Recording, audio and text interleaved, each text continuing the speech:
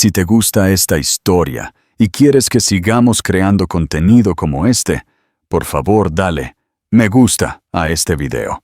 Y si no quieres perderte ni una sola de nuestras narraciones, asegúrate de suscribirte y activar la campanita.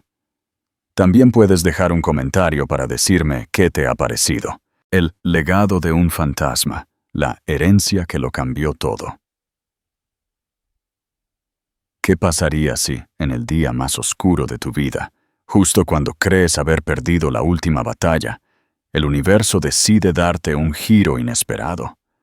Un giro que no solo te devuelve la esperanza, sino que te entrega un imperio. El aire en la sala de conferencias de los abogados Olmedo y Torres era del color del té flojo y olía a limpiador de alfombras caro y sin alma. Amelia Soler se sentía como un fantasma, rondando la escena de su propia perdición. Durante los últimos 6 meses, su vida había sido un sangrado lento y agonizante. Hoy era la cauterización. Al otro lado de la inmensa y pulida mesa de caoba, se sentaba Esteban Navarro, el hombre que una vez le había prometido el para siempre, y en su lugar le había entregado una hoja de cálculo meticulosamente detallada de sus bienes compartidos, fuertemente inclinada a su favor. No estaba solo. Aferrada a su brazo estaba Sofía, su versión mejorada. Sofía era una sinfonía en beige, su suéter de cachemir, sus pantalones a medida, sus tacones de aguja imposiblemente altos, todo en tonos ligeramente diferentes de crema y tostado. Una paleta que gritaba riqueza sin esfuerzo. Su cabello rubio estaba tan artísticamente iluminado que parecía oro hilado, y en su muñeca, un reloj Audemars Piguet Royal Oak de oro rosa captaba la lúgubre luz de la tarde. Ella no estaba mirando los documentos legales. Estaba admirando la forma en que los diamantes brillaban. Esteban, por su parte, parecía haber sido esculpido de las páginas de una revista de finanzas para hombres.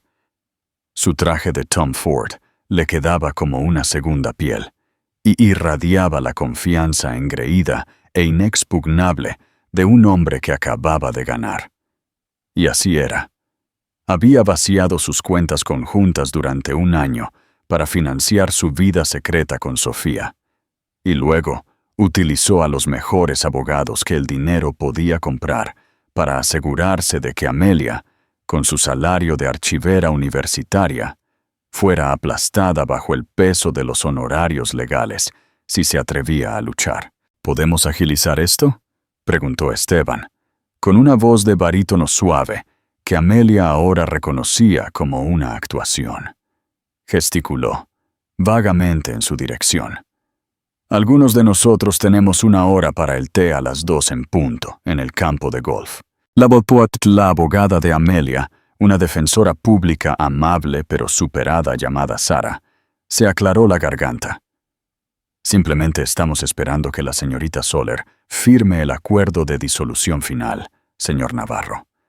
Como se estipuló, Amelia renuncia a todas las reclamaciones de ganancias futuras y pensión alimenticia, a cambio de los 6 meses restantes del contrato de su apartamento y un pago único de 10.000 euros. 10.000 euros. Sonaba como un insulto, y estaba destinado a serlo. Era el costo del bolso de Sofía, que se sentaba en la mesa como una mascota mimada. Para Amelia, era la delgada línea entre la supervivencia y la indigencia. Sofía dejó escapar un suspiro delicado y aburrido. Sinceramente, las cosas por las que uno tiene que pasar, todo es tan arcaico. Se volvió hacia Esteban, su voz un susurro azucarado, lo suficientemente alto para que toda la habitación lo escuchara. Cariño, después de tu partido de golf, ¿deberíamos pasar por el concesionario? El nuevo Porsche Taycan en blanco tiza es simplemente divino. La mano de Amelia, que descansaba sobre el documento, tembló ligeramente. Habían probado un sensato Subaru el año antes de que él se fuera, y él le había dicho que no podían permitírselo. Las mentiras eran tan numerosas, tan superpuestas, que habían formado la base de sus últimos años juntos. Esteban se inclinó hacia adelante, mirándola con una profunda piedad teatral. Solo firma, Ames. Es por tu bien. Puedes volver a tus libros, tus viejos manuscritos polvorientos. Es donde perteneces. Bajó la voz, pero la intención era que se escuchara. Seamos honestos. Siempre fuiste más cómoda en el pasado. Eres una archivera. Preservas cosas que están muertas. Es lo que haces. Nunca fuiste hecha para el futuro, para este mundo. La crueldad de esto era impresionante. Había tomado la única cosa que le apasionaba, su amor por la historia, por las historias y los legados dejados atrás, y la había convertido en una debilidad patética. Estaba enmarcando su traición, no como su fracaso, sino como su destino. Sofía añadió el toque final, devastador. Echó un vistazo al sencillo vestido azul marino de Amelia, un vestido que había tenido durante 5 años, y luego a su propio reloj de diamantes. Supongo que algunas personas simplemente son vintage, y no de una forma encantadora. Una rabia caliente y ácida se abrió camino por la garganta de Amelia. Quería gritar. Decirle a Sofía que su futuro se construyó con dinero robado y con un hombre hueco. Decirle a Esteban que era un cobarde y un ladrón. Pero sabía que eso solo los deleitaría. Sería la reacción histérica que esperaban de la mujer que habían descartado tan a fondo. Así que hizo lo único que pudo. Cogió el pesado bolígrafo chapado en oro. Canalizó todo su dolor, toda su humillación, en la punta de esa pluma. Miró la línea de la firma, su nombre escrito debajo de ella. Amelia Soler. Ya no era Navarro. El apellido se había sentido como un disfraz durante un año. Ahora finalmente se lo estaba quitando. Con una mano firme que traicionaba la tormenta interior, firmó. La tinta era negra y definitiva. Deslizó el documento a través de la mesa. Ya está, dijo su voz, tranquila, pero clara. Se acabó. El rostro de Esteban se partió en una sonrisa triunfante. Se levantó, tirando de Sofía con él. No se molestó en mirar el papel. Su abogado se encargaría de los detalles. Excelente. Sara, espera la transferencia bancaria en 1 hora. Se detuvo y miró a Amelia una última vez, con la piedad de vuelta en sus ojos. Buena suerte, Ames. De verdad espero que encuentres tu pequeño y tranquilo rincón en el mundo. Salieron de la habitación, dejando atrás el olor de su colonia de Creed Aventus y el perfume floral empalagoso de Sofía. Una nube de condescendencia costosa. Amelia se sentó allí, vacía. Sara le dio una palmada en el hombro. Fuiste increíblemente digna allí dentro, Amelia. ¿Digna? Se sentía como un documento histórico que acababa de ser declarado irrelevante y programado para su incineración. Recogió su gastado bolso de cuero y su abrigo. Estaba sola, con 6 meses para encontrar un nuevo lugar para vivir. Una miseria a su nombre y un futuro que se sentía tan gris y vacío como el cielo de Madrid. Su teléfono, un modelo de hace 3 años, con una red de grietas en la pantalla, vibró en su bolsillo. Un número bloqueado. Probablemente una llamada de spam. Casi lo ignoró, pero por un capricho contestó. Su voz un susurro ronco. ¿Hablo con la señorita Amelia Soler? La voz al otro lado era profunda, formal, y resonaba con una autoridad de otro tiempo. Era la voz de alguien que medía el tiempo en generaciones, no en horas del té. Sí, soy yo. Señorita Soler, mi nombre es Alejandro Finn. Soy socio principal en Suárez y Abogados. La llamo en nombre del patrimonio del difunto señor Fernando Blackwood. Es un asunto de la máxima urgencia que me reúna con usted hoy mismo.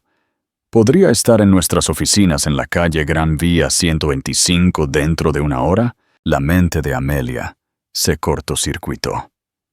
Suárez y Abogados. Esa era una de las firmas de abogados más poderosas y prestigiosas de España. Y Fernando Blackwood. El nombre era un fantasma de su infancia. El hermano de su abuela, una figura reclusiva, casi mítica, a la que había conocido una sola vez en un funeral familiar cuando tenía 10 años. Había sido un hombre alto, austero, con ojos que parecían ver a través de ti. Le había preguntado qué libro estaba leyendo, y cuando ella le había mostrado una historia de la realeza, él simplemente había asentido. Dicho, el legado es una carga, y se había alejado. No lo había vuelto a ver ni a oír desde entonces. Yo creo que se ha equivocado de persona, tartamudeó. Mi tío abuelo y yo no se conocían, señorita Soler, dijo la voz, con un tono de certeza inquebrantable. Le aseguro que no me he equivocado. 1 hora. Mi asistente la esperará en el vestíbulo. La línea se cortó. Amelia se quedó mirando su teléfono agrietado, su corazón comenzando a latir con un nuevo ritmo extraño. Fernando Blackwood. Suárez y Abogados. Era un sinsentido, una broma cósmica extraña en el peor día de su vida. Pero luego las últimas palabras de Esteban resonaron en sus oídos. Siempre fuiste más cómoda en el pasado. Una pequeña chispa desconocida se encendió en el espacio hueco donde solía estar su corazón. Por primera vez en todo el día, no fue desesperación. Fue un destello de desafío. El viaje en taxi desde la estéril oficina del centro de la ciudad de Olmedo y Torres hasta el imponente corazón del distrito financiero de Madrid se sintió como un viaje a través de un abismo. Cada clic del taxímetro era un recordatorio de su precaria situación financiera. Los 10.000 euros de su acuerdo se encogían con cada bloque. Amelia vio la ciudad borrosa, un lienzo de lluvia y neón. Estaba funcionando con un piloto automático extraño y desapegado, impulsada por una fuerza que no podía nombrar. Era el mismo instinto que la hacía, como archivera, seguir un rastro de tinta débil en un mapa olvidado. Una curiosidad que momentáneamente superó el peso aplastante de su realidad. Cuando el taxi se detuvo en Gran Vía 125, una torre resplandeciente de vidrio negro y acero, que parecía perforar las nubes bajas, sintió una nueva oleada de intimidación. Este era el mundo al que Esteban aspiraba, un mundo de titanes que no necesitaban alardear de sus relojes porque eran dueños de las empresas que fabricaban el acero. Le pagó al taxista la tarifa, lo que la hizo estremecer, y se adentró en el pavimento resbaladizo por la lluvia.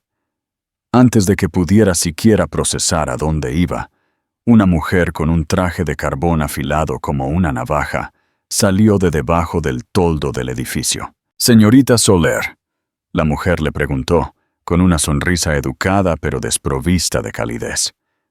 «Soy Clara, la asistente ejecutiva del señor Finn. La está esperando». Clara la guió a través de un vestíbulo de mármol imponente y silencio callado, y con propósito. El aire aquí era diferente, fresco, filtrado y con un leve olor a poder. Pasaron por alto el escritorio de seguridad principal y fueron escoltadas a un banco de ascensores privado. Clara usó una tarjeta de acceso, y el ascensor ascendió con una velocidad silenciosa que le hizo encoger el estómago. Las puertas se abrieron directamente en el área de recepción de Suárez y Abogados. Era menos una oficina y más una sala señorial. Las paredes estaban revestidas de madera oscura y brillante, con pinturas de calidad de museo de escenas marítimas. El silencio era absoluto, solo roto por el tic-tac lejano y rítmico de un enorme reloj de pie. El señor Finn está en la sala de conferencias principal, dijo Clara. Sus tacones no hacían ningún sonido en la lujosa y profunda alfombra azul. Llevó a Amelia a un conjunto de imponentes puertas dobles y abrió una para ella. La sala de conferencias era inmensa. Una pared entera era una ventana de piso a techo que ofrecía una vista panorámica impresionante del puerto de Madrid y la sierra. En el centro de la habitación había una mesa que parecía haber sido tallada de una sola y gigantesca pieza de obsidiana. En la cabecera de la mesa, silueteado contra el cielo dramático, se encontraba un hombre que se ajustaba perfectamente a su entorno. Alejandro Finn estaba en sus 60 tardíos, con una melena de cabello plateado, una barba cuidadosamente recortada y penetrantes ojos azules. Llevaba un traje de 3 piezas de lana de carbón, perfectamente hecho, a medida que hacía que la ropa de diseñador de Esteban pareciera un disfraz barato. Soler, dijo, su voz, el mismo barítono tranquilo y autoritario del teléfono. Gracias por venir con tan poca antelación. Por favor, tome asiento. Gesticuló hacia una sola silla de cuero colocada frente a él. Se sentía menos como un asiento y más como un estrado de testigos. Amelia se sentó, colocando su gastado bolso en el suelo a su lado. Parecía un animal callejero que se había adentrado en un palacio. Señor Finn, comenzó, su voz temblando ligeramente. Tengo que decir de nuevo, estoy casi segura de que ha habido un error. Mi tío abuelo Fernando no le gustaban las conversaciones triviales, rara vez asistía a eventos familiares y no había sido visto en público desde 1998. Terminó por ella el señor Finn, un destello de una sonrisa tocando sus labios. Lo sé, fui su abogado, su confidente, y uno de sus muy pocos amigos durante los últimos 40 años. Y él habló de usted, señorita Soler, no a menudo, pero con un interés específico y notable. Amelia se quedó atónita. Él sabía que usted había elegido una vida en la academia, señorita Soler, continuó el señor Finn, su mirada firme y evaluadora. Él sabía que usted se convirtió en archivera. Una vez me dijo, Amelia preserva legados. El resto del mundo simplemente los consume. Él admiraba eso. Lo veía como un signo de carácter, una cualidad que encontraba trágicamente en escasez. Él sabía de mi trabajo. El pensamiento era a la vez desconcertante y extrañamente conmovedor. Un patrón silencioso e invisible que nunca supo que tenía. Silas sabía de muchas cosas, lo que nos lleva al propósito de esta reunión. Su expresión se volvió solemne. Me temo que soy el portador de una triste noticia. Fernando falleció pacíficamente mientras dormía hace 3 días. Tenía 98 años. Sus instrucciones tras su muerte fueron explícitas y absolutas. La primera fue sellar su patrimonio de todas las consultas externas. La segunda fue contactar con usted. Cogió un grueso portafolio encuadernado en cuero sobre la mesa y lo abrió. Esta es una copia certificada del testamento y última voluntad de Fernando Blackwood, ejecutado hace 6 meses. El corazón de Amelia latió con fuerza contra sus costillas. Esto era real. Esto estaba sucediendo. Una imagen vertiginosa de Esteban y Sofía en su club de golf, riendo, pasó por su mente. ¿Me dejó algo?, preguntó su voz, un susurro. ¿Un pequeño recuerdo? ¿Un libro viejo? Unos pocos miles de euros serían un milagro que le cambiaría la vida en este momento. El señor Finn no respondió directamente. En cambio, la miró con una intensidad que parecía penetrar en sus propios pensamientos. Señorita Soler, para entender a Fernando, debe entender el trabajo de su vida. Él fue el fundador y único propietario de Atenea Global. Amelia reconoció vagamente el nombre. Era un conglomerado privado masivo, un gigante sombrío en los mundos de la logística energética y la tecnología. Eran notoriamente secretos.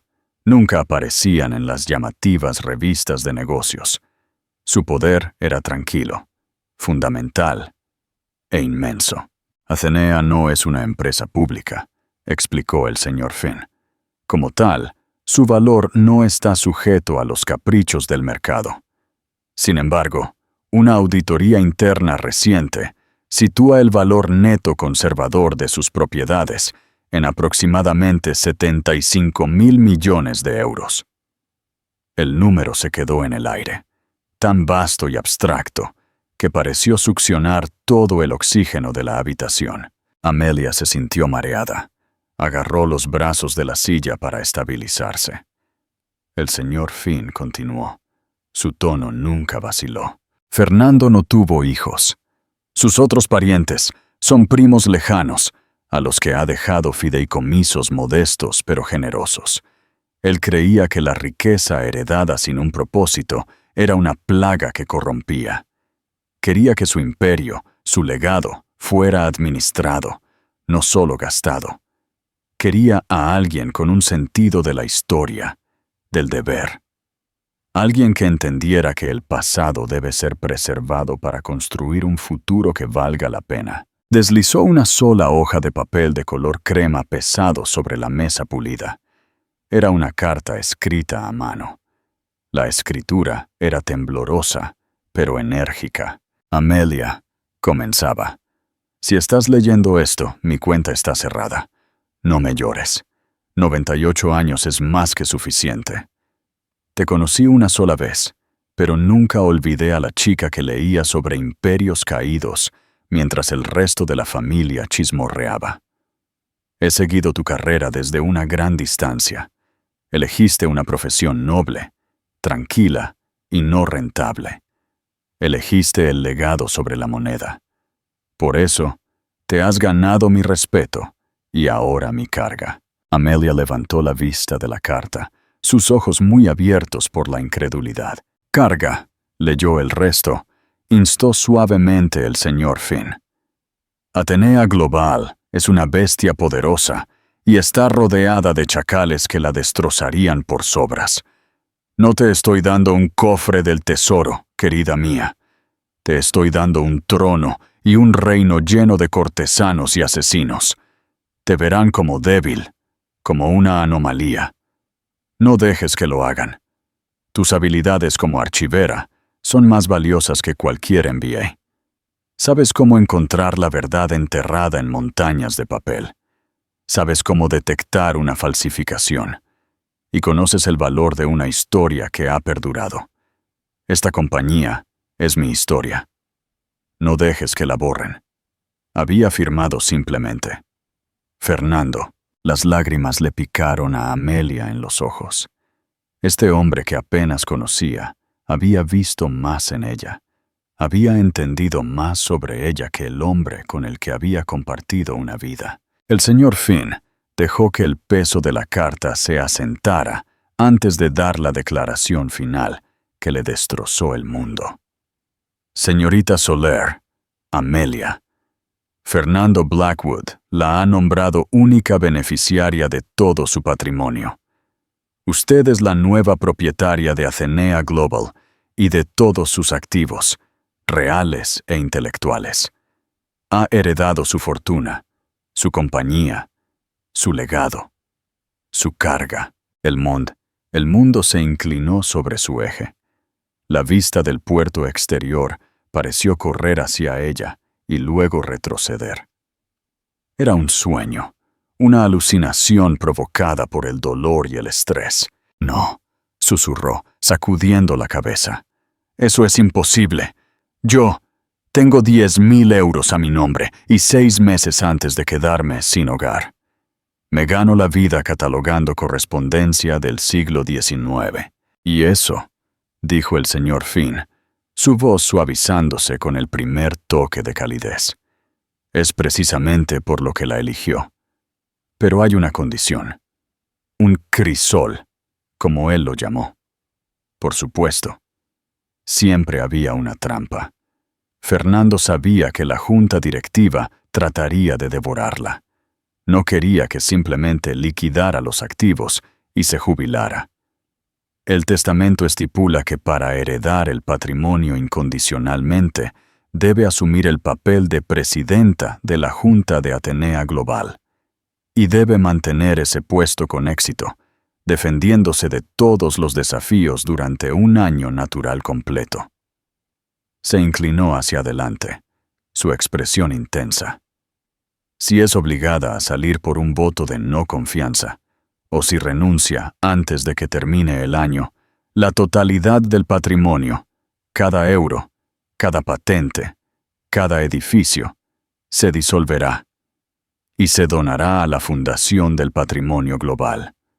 Y usted se quedará sin nada. Presidenta. Junta directiva. Era un idioma extranjero de un planeta hostil. El terror puro era paralizante. Pero luego una imagen se grabó a fuego en su mente. La sonrisa condescendiente de Esteban. La mirada despectiva de Sofía a su reloj. Y sus últimas palabras hirientes. Eres una archivera. Preservas cosas que están muertas. Un fuego frío y desconocido comenzó a arder en sus venas. Fernando no la había visto como una experta en cosas muertas. La había visto como una guardiana de cosas que seguían vivas. Miró a Alejandro Finn directamente a los ojos, las lágrimas en los suyos secándose en sus mejillas. Su voz, cuando habló, ya no tenía el temblor de una víctima. Era la voz tranquila y firme de una archivera a la que acababan de entregar el documento más importante de su vida. Cuando empiezo, reinvención de la reina. Las horas que siguieron fueron un estado de fuga surrealista. Alejandro Finn, con la calma eficiencia de un hombre acostumbrado a reorganizar las placas tectónicas del poder, guió a Amelia a través del vórtice inmediato.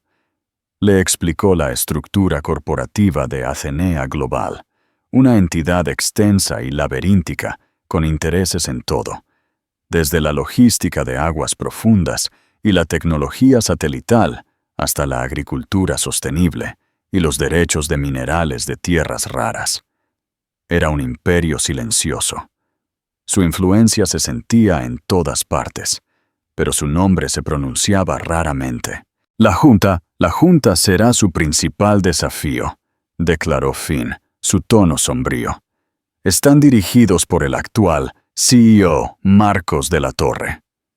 Fue el protegido de Fernando durante 30 años. Es brillante, despiadado y esperaba plenamente ser nombrado el sucesor. No la verá como la nueva propietaria. La verá como un error administrativo que debe corregirse. Amelia escuchó, absorbiendo los nombres y las apuestas. Su mente de archivera, creando automáticamente un catálogo mental de amenazas y aliados. Marcos de la Torre fue a un archivo marcado como hostil. El señor Finn le explicó que un comunicado de prensa era una necesidad legal. La noticia de la muerte de Fernando Blackwood era un secreto conocido solo por un puñado de personas, pero no podía seguir así. El anuncio de su muerte, combinado con la bomba de su heredera elegida, enviaría ondas de choque a través del mundo financiero. Se convertirá en una figura pública de la noche a la mañana. Amelia le advirtió. Su vida será escudriñada. Intentarán desenterrar cualquier cosa que puedan para desacreditarla. A partir de este momento, su privacidad es un recuerdo. Dispuso un coche para que la llevara de vuelta a su apartamento en el centro de Madrid. No un taxi, sino un Mercedes-Maybach negro y blindado que se movía a través del tráfico de la ciudad con la fuerza silenciosa e inexorable de un tiburón. El conductor, un hombre estoico llamado David, le sostuvo la puerta como si fuera una jefa de estado. El viaje fue silencioso. Amelia miró hacia la ciudad, pero no vio los puntos de referencia familiares. Vio un tablero de ajedrez, sus piezas vastas y aterradoras, y ella acababa de ser colocada en la posición de la reina, vulnerable y todopoderosa a la vez. Cuando llegó a su modesto edificio de apartamentos, la familiar comodidad de su gastado vestíbulo se sintió extraña. Dentro de su apartamento, el silencio era ensordecedor. Los fantasmas de su vida con Esteban estaban en todas partes. La hendidura en el cojín del sofá, donde siempre se sentaba. El espacio vacío en la estantería que solía contener sus libros de texto de finanzas. Durante 10 años, este lugar había sido un hogar. Durante los últimos 6 meses, había sido una prisión de recuerdos. Ahora, era una exhibición de museo de una vida que ya no existía. Se sentó en su sofá, el que tenía el reposabrazos ligeramente deshilachado, y sacó la carta escrita a mano de Fernando. La leyó de nuevo, y luego, una tercera vez. Tus habilidades como archivera son más valiosas que cualquier MBA. Sabes cómo encontrar la verdad enterrada en montañas de papel. No era solo una validación, era una declaración de misión. Le había dado no solo su fortuna, sino la lente misma a través de la cual manejarla. Su iPhone agrietado vibró. Era un mensaje de texto de Esteban. Hola, espero que estés bien. Siento si Sofía se mostró un poco fuerte. Ella solo está emocionada por nuestro futuro. Avísame si te llegó la transferencia. Tomemos algo alguna vez. Por los viejos tiempos. La condescendencia era una fuerza física que la presionaba. La oferta de tomar algo era una última palmadita en la cabeza, un gesto de magnanimidad del vencedor al vencido. Él quería asegurarse de que ella se desvanecería en silencio. Ella no respondió. Mantuvo el dedo presionado sobre su contacto y con una sensación de profunda finalidad, lo eliminó. A la mañana siguiente, del terremoto, siguiendo las instrucciones del señor Finn, Amelia había puesto su viejo teléfono en silencio. Él le había proporcionado un nuevo dispositivo encriptado, junto con un ordenador portátil y un inicio de sesión seguro en los archivos de Atenea Global. Un tesoro digital de la historia de la compañía. Precisamente a las 9:01 a.m., el mundo financiero convulsionó. El comunicado de prensa de Suárez y abogados se hizo público. Fernando Blackwood, fundador de Atenea Global, fallece a los 90 años.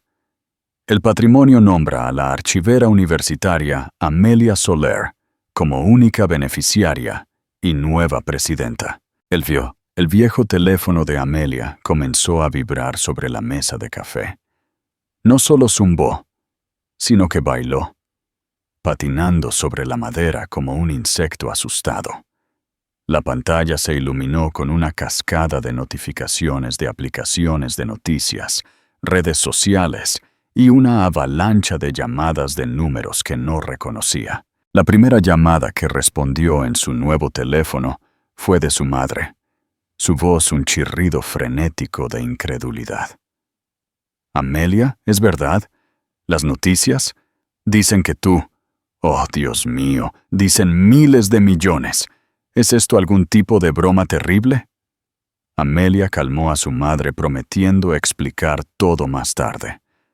La segunda llamada fue de su hermana, que solo gritaba con una mezcla de conmoción y risa alegre. Luego, una llamada entró en su viejo teléfono desde un número que todavía conocía de memoria. Esteban se quedó mirando la pantalla, su pulgar flotando sobre el botón de rechazar.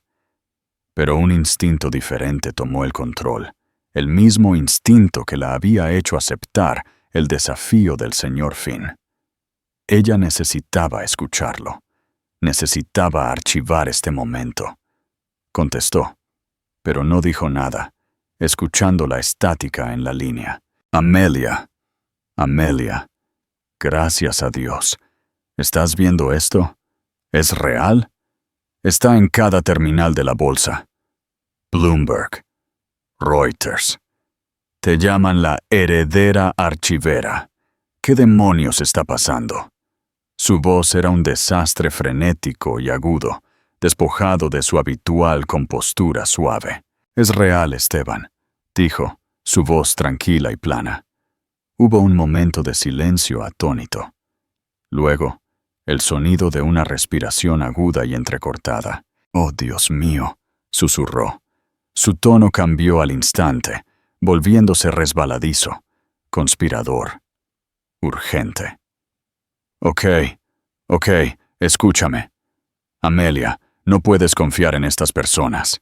Estos abogados, estos tiburones corporativos, van a intentar quitarte todo. Tú no conoces este mundo, pero yo sí. Yo puedo protegerte. Podemos manejar esto, juntos. La descarada y total audacia de ello era un espectáculo digno de contemplar. ¿Juntos?, repitió Amelia la única palabra, goteando hielo. Sí, juntos. Piénsalo.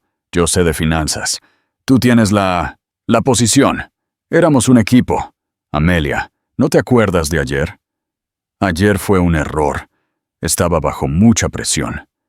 Sofía, ella no entiende nuestra historia. Ese acuerdo, los 10,000, fue solo una formalidad. Iba a darte más, lo juro.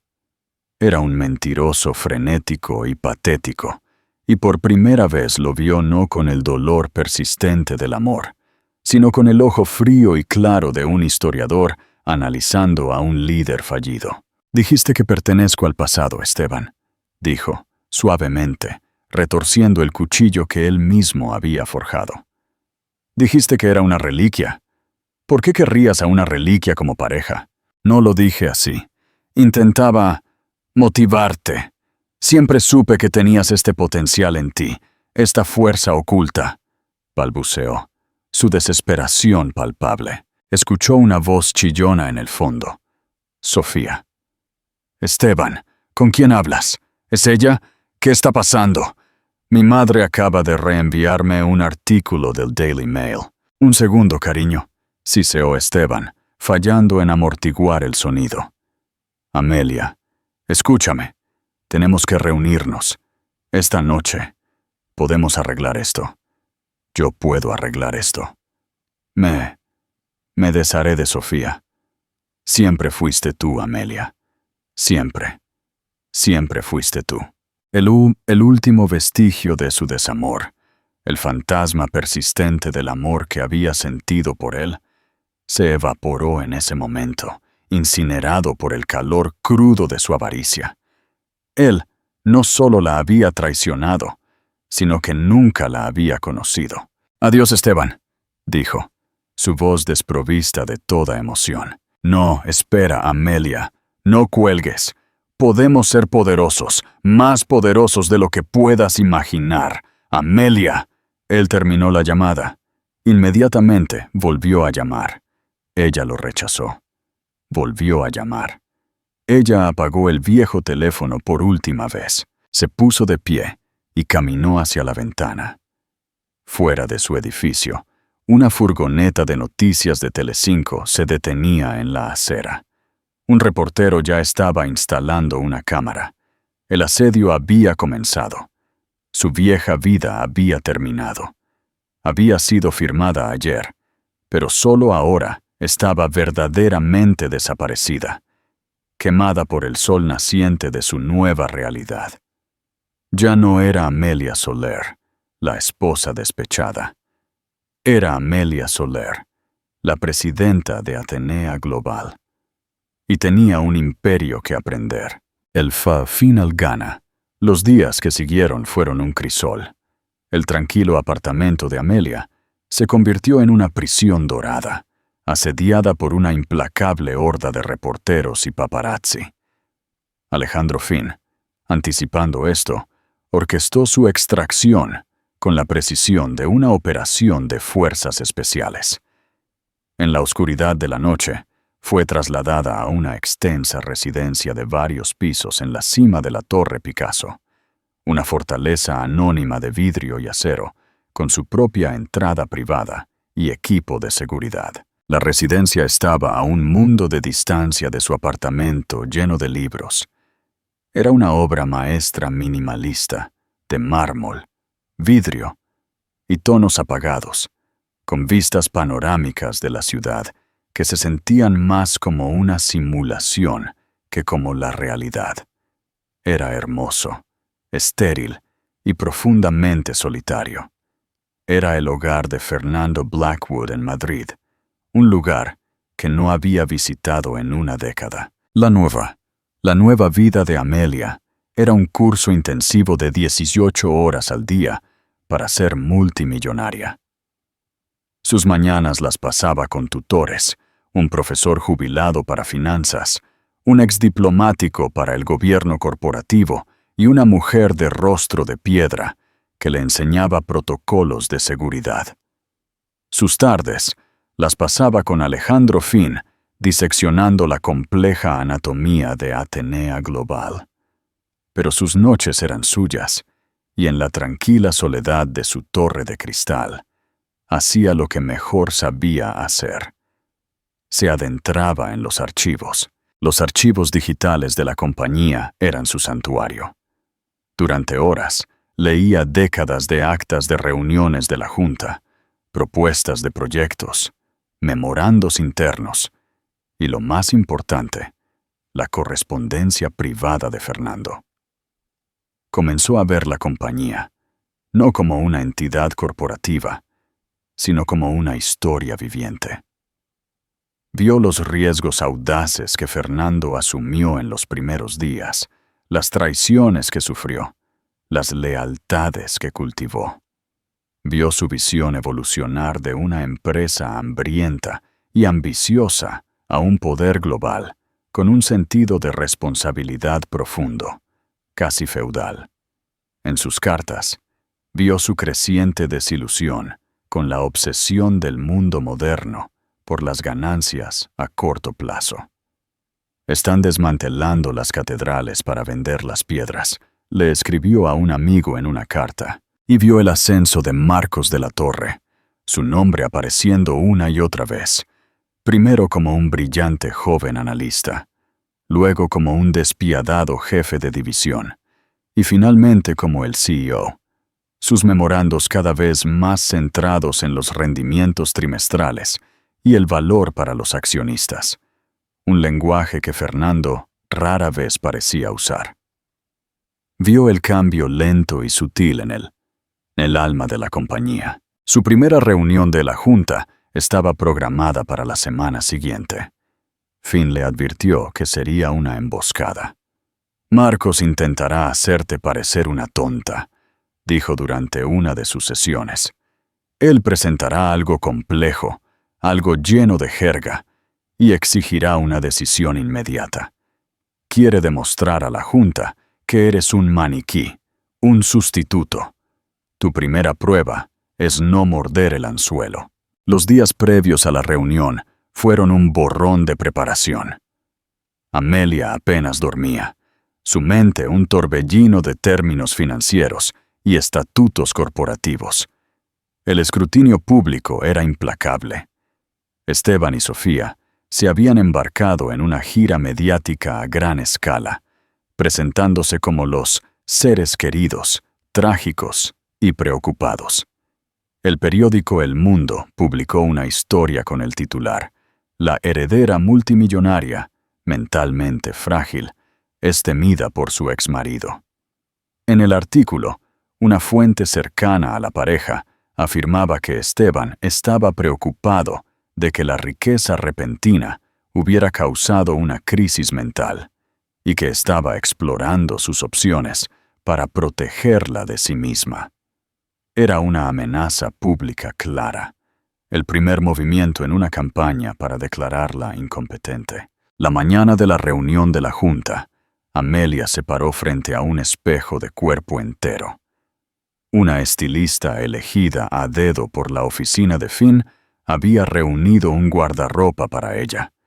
No era llamativo, era una armadura. Un vestido Armani gris oscuro a medida, zapatos Louboutin de tacón bajo, pero formidable, y su cabello recogido en un moño elegante y severo. La mujer en el espejo era una extraña, compuesta, formidable y que irradiaba un poder tranquilo que ella no sentía. Cuando entró en la sala de juntas de Atenea, en el piso 80 de su sede en el Paseo de la Castellana, el efecto fue inmediato. La habitación, una caja de vidrio suspendida sobre la ciudad, se quedó en silencio. Los 10 miembros de la Junta, una colección de veteranos canosos de la industria y financieros con trajes afilados, la miraron fijamente mientras ella entraba. Fue una muestra unificada y calculada de intimidación. En la cabecera de la mesa se sentó Marcos de la Torre. Tenía 50 y tantos años, con un rostro patricio apuesto, cabello plateado perfectamente peinado y los ojos fríos y evaluadores de un halcón. No se levantó. Simplemente la vio acercarse, una sonrisa débil y condescendiente jugando en sus labios. «Señorita Soler», dijo, su voz, un ronroneo bajo y retumbante de mando. «Bienvenida a Atenea. Todos estábamos tan sorprendidos al oír de su nombramiento». La palabra sorprendidos estaba llena de veneno. Quería decir horrorizados. Amelia caminó hacia la silla vacía en la cabecera opuesta de la mesa, la silla de Fernando. El señor Finn se sentó ligeramente detrás de ella, una presencia silenciosa y vigilante. Colocó su único y delgado portafolio de cuero sobre la mesa, sus manos firmes, a pesar del latido frenético de su corazón. Miró a Marcos de la Torre directamente a los ojos. «Señor de la Torre, estoy segura de que fue una sorpresa, pero aquí estamos». Su respuesta tranquila y directa pareció descolocarlo momentáneamente. Claramente había esperado a una bibliotecaria asustada y tartamuda. Se recuperó rápidamente. «De hecho, antes de que comencemos, debo hablar en nombre de toda la Junta cuando expreso nuestra profunda preocupación. Fernando era un genio, pero en sus últimos años su excentricidad estaba bien documentada. Esto, me temo, parece ser su último y más dañino capricho». Un murmullo de acuerdo corrió por la mesa. «Atenea no es un archivo universitario, señorita Soler», continuó Marcos, su voz goteando con descendencia. «Es una entidad global de miles de millones de euros que navega por mercados complejos y volátiles. Requiere una vida de experiencia, no una pasión por los idiomas muertos». Era el cebo. Estaba tratando de obtener una reacción para que ella demostrara su punto de que era una aficionada emocional. En cambio, ella pensó en la carta de Fernando. «¿Sabes cómo detectar una falsificación?». Abrió su portafolio. «Gracias por su preocupación, señor de la Torre. Creo que el primer punto en la agenda es su propuesta para la adquisición de la operación minera Kestrel en la República Democrática del Congo». La sonrisa de Marcos se amplió. Esta era su arma elegida. Un acuerdo complejo, de múltiples capas, que involucraba una región políticamente inestable, derechos mineros laberínticos y un inmenso riesgo financiero. Era la trampa perfecta. «Eso es correcto», dijo suavemente. «Una oportunidad de 12.000 millones de euros para acaparar el mercado mundial del cobalto. Un movimiento audaz y decisivo que garantizará nuestro dominio durante la próxima década». Lanzó una presentación llena de gráficos, proyecciones y jerga impenetrable. Amelia escuchó pacientemente. No fingió entender cada matiz financiero, pero había pasado las 2 últimas noches en los archivos y había buscado a Kestrel. Lo encontró mencionado en una serie de memorandos de 15 años antes. Y adjunto a esos memorandos Había un solo y mordaz informe de campo de un joven geólogo, un informe que Marcos claramente nunca había leído. Cuando terminó su presentación, la miró expectante. Entonces, señora presidenta, ¿tenemos su aprobación para proceder? Todos los ojos estaban en ella. Este era el momento, su abdicación o su coronación. Tengo una pregunta, señor de la Torre, dijo Amelia, su voz tranquila pero audible en la habitación silenciosa, sobre la estabilidad geológica de la concesión oriental. El estudio inicial de 2010 señaló una volatilidad sísmica significativa y un nivel freático alto, lo que hacía que la minería de perforación profunda fuera prohibidamente peligrosa y costosa. ¿Ha cambiado algo? Enviado. La expresión confiada de Marcos vaciló. Parpadeó, claramente cegado. Eso fue un estudio preliminar. Nuestros nuevos datos muestran. También tengo curiosidad sobre la situación política, continuó Amelia, presionando su ventaja. Leí que el actual ministro de Minas, Jean-Pierre Mbata, es el sobrino del general que lideró el golpe de 2015 en esa provincia. Un golpe, debo agregar, que resultó en la nacionalización de todos los activos extranjeros durante 2 años. Es sabio invertir 12.000 millones de euros en un país donde nuestra propiedad depende de los caprichos de una sola familia notoriamente corrupta. Una ola de inquietud se extendió por la mesa. Estos eran riesgos que los miembros de la Junta entendían. Marcos los había pasado por alto, presentando el acuerdo como algo seguro. Amelia dio el golpe final. Pero mi mayor preocupación es esta. Miró alrededor de la mesa. Fernando Blackwood miró este mismo acuerdo hace 15 años.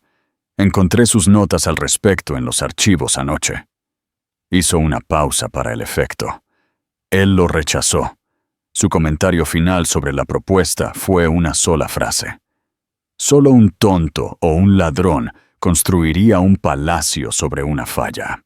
La habitación estaba completamente en silencio. Ella no había usado el lenguaje de Marcos de ganancias y pérdidas. Había usado el lenguaje de la propia historia de la compañía, las palabras de su fundador, como un arma. Les había mostrado que no era solo la nueva presidenta, era la guardiana de la memoria de la compañía, su conciencia. El rostro de Marcos de la Torre era una máscara de furia fría. Había sido superado públicamente y humillantemente. Amelia lo miró, su expresión ilegible. La adquisición de Kestrel está denegada. Ahora, ¿cuál es el siguiente punto en la agenda? No solo había sobrevivido, había sacado la primera sangre. El resultado de la primera reunión de la Junta fue una declaración de guerra silenciosa. Marcos de la Torre era demasiado astuto para desafiar a Amelia directamente de nuevo. En cambio, comenzó una campaña de sabotaje sutil, una muerte por 1000 cortes de papel. Los informes cruciales para las reuniones llegaban a su oficina minutos antes de que comenzaran, dándole poco tiempo para revisarlos. Dio instrucciones a sus jefes de división para que la abrumaran con datos técnicos, con la esperanza de enterrarla en jerga. Se convirtió en un maestro de la agresión pasiva, elogiando su perspectiva fresca en las reuniones, mientras sus aliados en la Junta suspiraban y ponían los ojos en blanco. Simultáneamente, la guerra pública se intensificó. Esteban y Sofía ya no eran solo curiosidades de la prensa sensacionalista. Eran víctimas profesionales.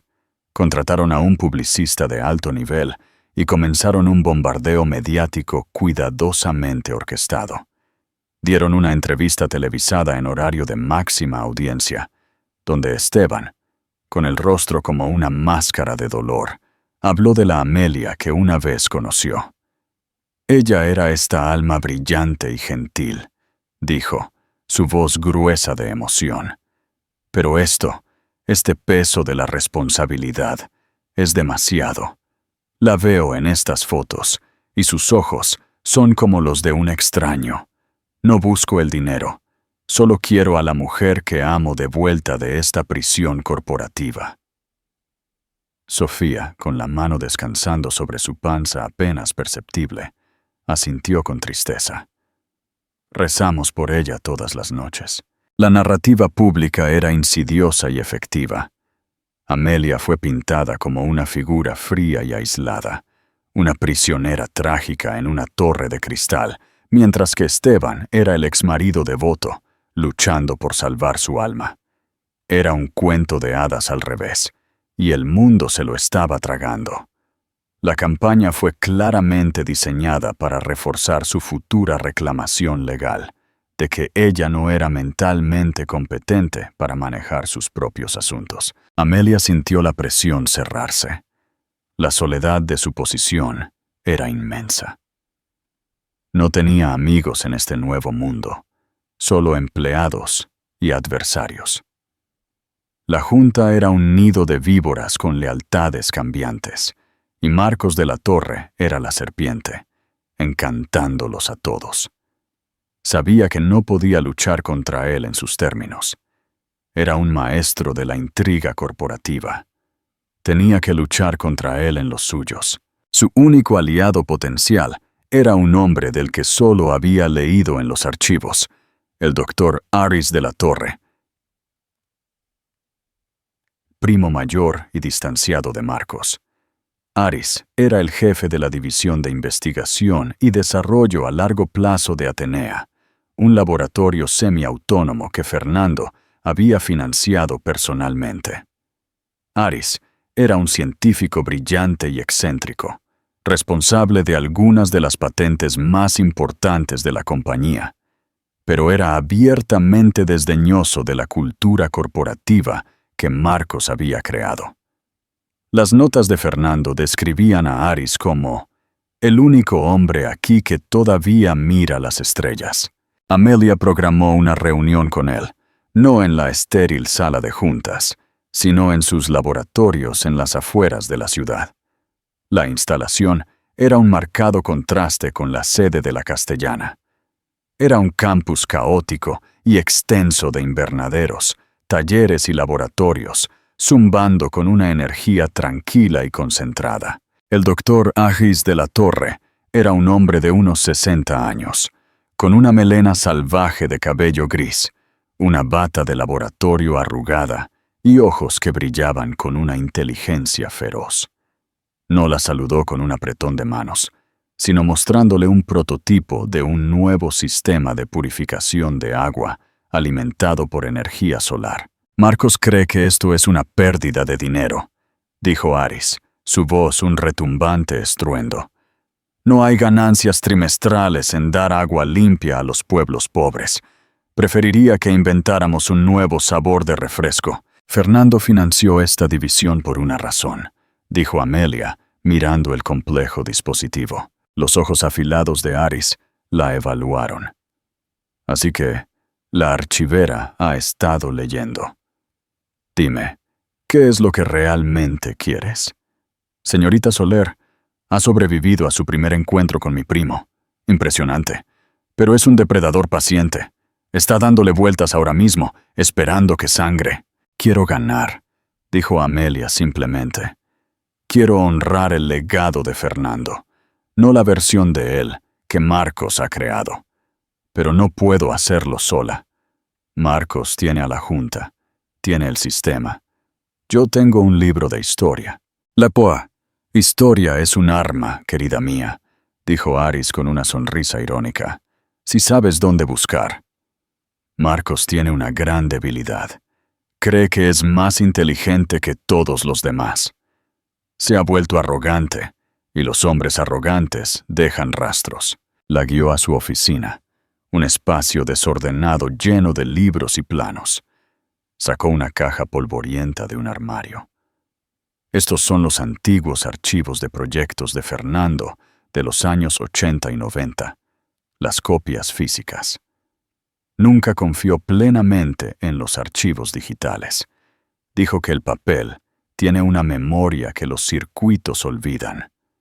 Marcos no tiene idea de que estos todavía existen.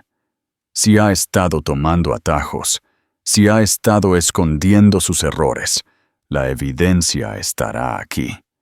Será tu munición. Amelia pasó la semana siguiente en esa polvorienta oficina, sus manos cubiertas de polvo de papel, sintiéndose más en casa de lo que se había sentido en meses.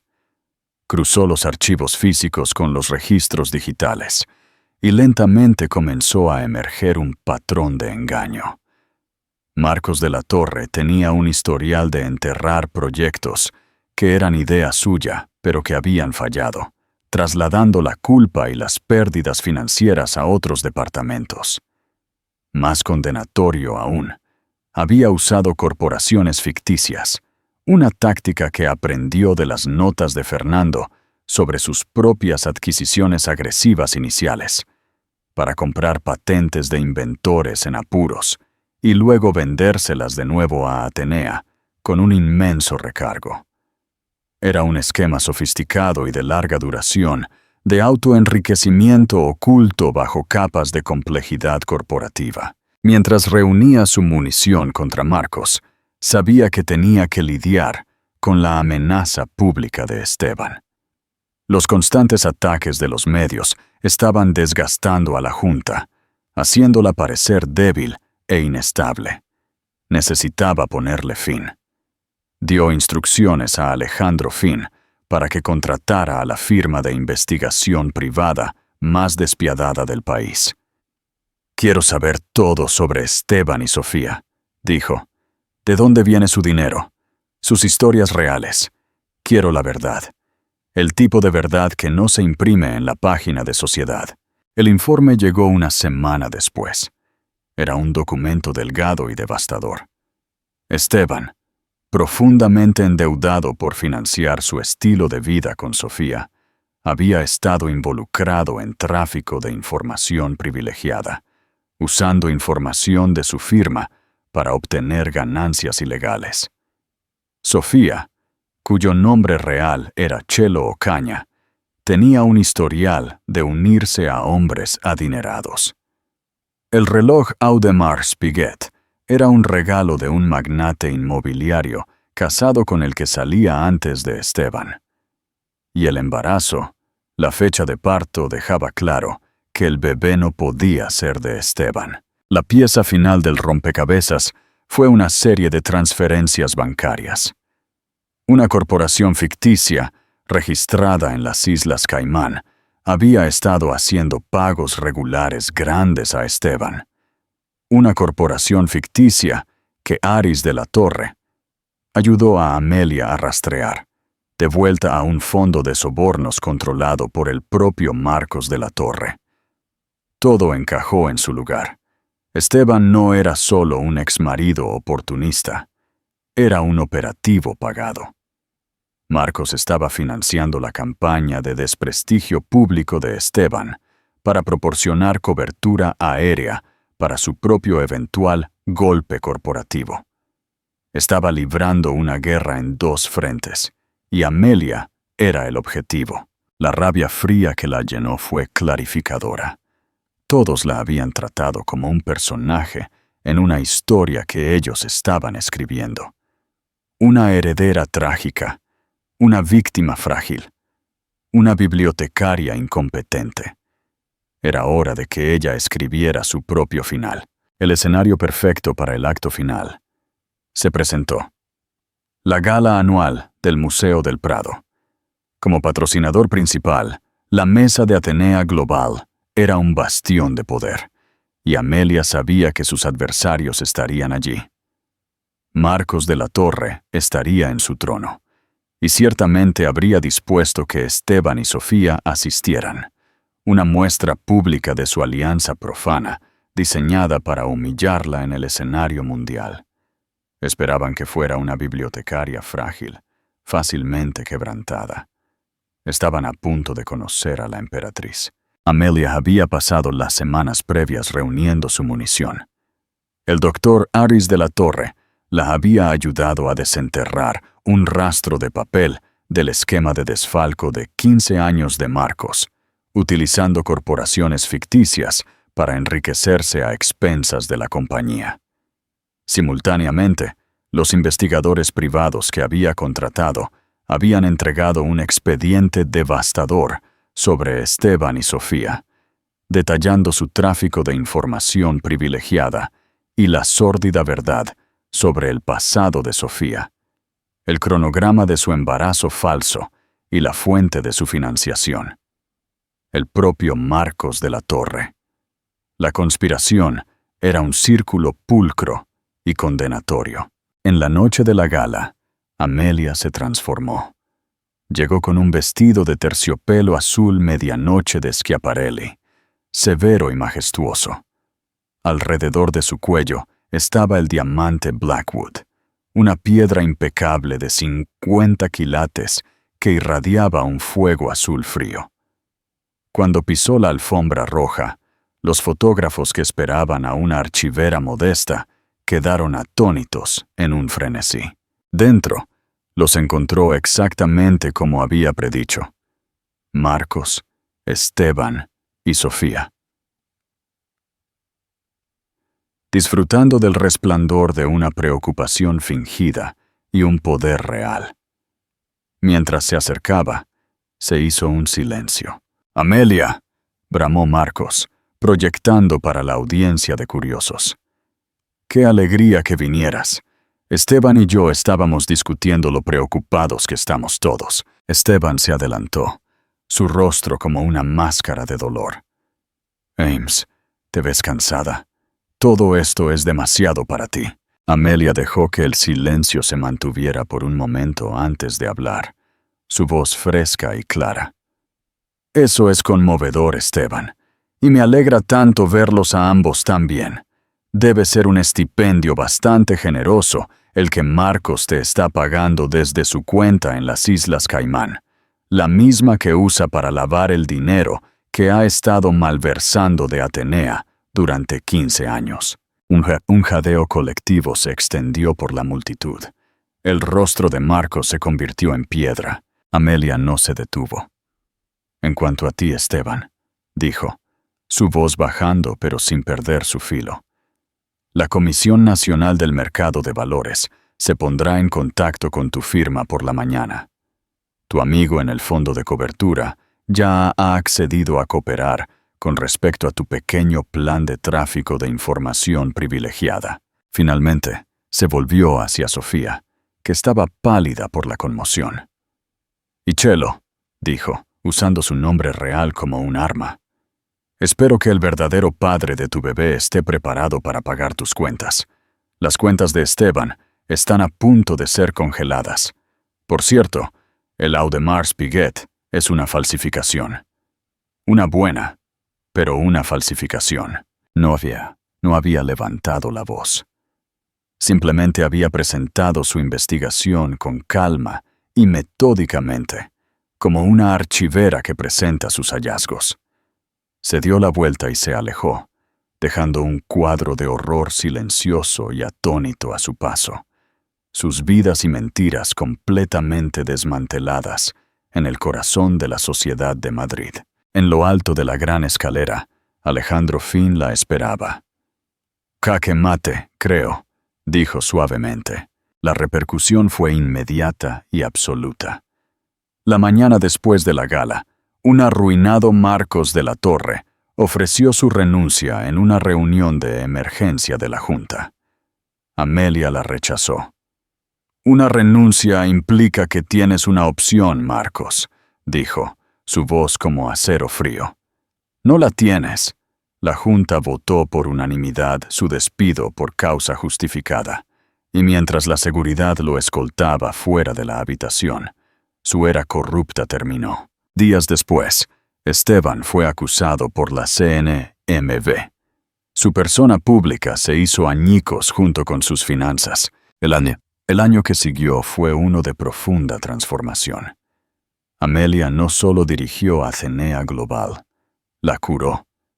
Dirigió al gigante corporativo hacia un beneficio con propósito, lanzando la fundación Fernando Blackwood para la preservación histórica y financiando completamente la iniciativa de agua limpia del Dr. Aris de la Torre. Demostró que la integridad no era una responsabilidad, sino el mayor activo de Atenea, ganándose el profundo respeto de un mundo financiero que una vez fue escéptico. Un año y un día después de que su vida se pusiera patas arriba, se paró en la recién dedicada sala de lectura Fernando Blackwood en la Biblioteca Nacional de España. Él estaría muy orgulloso de ti, dijo Alejandro Fin tranquilamente a su lado. Amelia observó a una joven en un rincón, completamente absorta en un libro de historia, y comprendió su verdadera herencia. Nunca fue el dinero, fue la fuerza que había descubierto dentro de sí misma. Esteban la había llamado una archivera de los muertos, una reliquia estancada en el pasado. Se equivocó. Ella era una guardiana del legado, usando la sabiduría de la historia para construir un futuro duradero. Su trabajo acababa de empezar, y así, Amelia Soler, la tranquila archivera, se convirtió en una de las personas más poderosas del mundo. Su historia es un poderoso recordatorio de que las habilidades que cultivamos en los momentos tranquilos de nuestras vidas, nuestras pasiones, nuestro conocimiento, nuestra integridad, pueden convertirse en nuestras mayores armas cuando somos puestos a prueba. Ella no solo se vengó, redefinió un imperio entero, demostrando que el verdadero poder no se trata de ser la voz más fuerte en la sala, sino la más preparada. ¿Qué te pareció la épica caída de Marcos, Esteban y Sofía en la Gala del Prado? ¿Fue la venganza perfecta? Y para ti, ¿cuál crees que es la parte más importante del legado de una persona? Déjame saber tus pensamientos en los comentarios de abajo. Y si te ha inspirado el increíble viaje de Amelia, de la angustia a la cabeza de la Junta, por favor, muestra tu apoyo presionando el botón de me gusta. Ayuda a que nuestro canal te traiga más historias como esta. Y si no quieres perderte el próximo cuento dramático de vindicación y triunfo, asegúrate de aplastar el botón de suscribirse y tocar la campana de notificación. Comparte esta historia con cualquiera que haya sido subestimado. Gracias por escuchar.